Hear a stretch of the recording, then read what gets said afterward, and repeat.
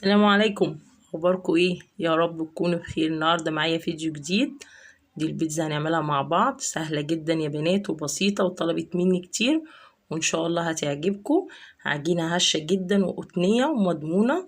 شايفه البيتزا معايا حلوه ازاي، وارتفاعها الصراحه جميل جدا، والسوا بالظبط 12 دقيقه في الفرن. تعالوا نشوف عملنا الكلام ده ازاي. معايا كيلو دقيق، عليه نص معلقه صغيره من الملح، معايا علبه زبادي كبيره، 4 معالق كبار لبن بودر، ومعلقه بيكنج باودر، واربع معالق مايونيز. تعال نعمل تيست للخميره. معايا دي معلقه سكر، دي نص كوبايه ميه، وادي معلقه الخميره. ابتدي اقلبهم واسيبهم كده مع بعض يعملوا التيست بتاعهم 5 دقايق. هتفور معايا، انزل بيها على الدقيق، وانزل بقى بالبيكنج باودر بتاعي، وراه الزبادي، 4 معالق كبار المايونيز دي بتديها طعم حلو قوي وهشه، وانزل بلبن النيدو بتاعي. كل الكلام ده هبتدي اقلب، وهعجن بقى 10 دقايق حلوين كده. عجينة البيتزا بتحب العجن الصراحة، كل ما نعجن فيها تدينا نتيجة مضمونة وممتازة جدا. العجينة بتاعتي مش هتلزق. ابتدي انزل بشوية مية، يعني انا بالظبط خد مني نص كوباية مية. هبتدي اعجن كده، كل واحد حسب الدقيق بتاعه، بس هي العجينة هتلم منك ملمسها ناعم وفيها عرق كده. ادي بقيت نص كوباية المية معايا. ابتدي بقى اعجن يا بنات كده 10 دقايق حلوين، تديكي نتيجة حلوة جدا. ابتدي الم العجينة بتاعتي. شوف بقى بعد 10 دقايق بقت عاملة ازاي، شايفة ملمسها ناعم ازاي، وليها عرق كده بتمط متلزقش في الايد. هلمها كده بقى واحطها في البولة، هدهنها بقى بشوية زيت، وهسيبها بقى تخمر كده لغاية لما تضاعف حجمها. شايفة الجمال؟ غطيها واسيبها تخمر. يلا نعمل الصلصة. صلصة سهلة جدا. دول 8 معالق صلصة، عليهم 3 معالق كاتشب، معلقة زعتر، معلقة توم باودر، معلقة بصل باودر، ورشة ملح. كده الصلصة بتاعتي خلاص بقت جاهزة. طعمها حلوة، مجربها كتير جدا يا بنات، وسهلة وسريعة، ان شاء الله هتعجبكم. كده الصلصة بتاعتي جاهزة. تعالوا بقى نشوف الحشوات اللي معانا ايه النهاردة. معايا الصلصة اهي جهزت.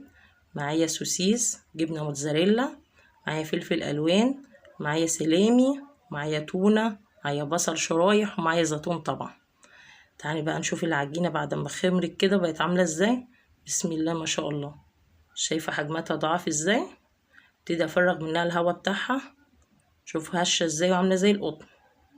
هبتدي افرغ الهواء كده منها، وابتدي بقى هقطعها. انا قطعتها على 6. سيبها بقى اغطيها كده بفوطة، هسيبها ترتاح. هجيب الصينية بقى ندهن، ناخد اول كورة بعد ما ارتاحت. افردها بايدي مفيش اي مشكلة، هتفرد معاكي وزي الفل. شايفة العجينة ماشية ازاي. تيجي بقى كده بالشوكة اخرمها عشان افرغ منها الهواء متعلاش معاكي في الفرن. هنزل بالصلصة، جبنة بتاعتي زي ما انت عايزة. هنعمل اول واحدة بالسوسيس كده.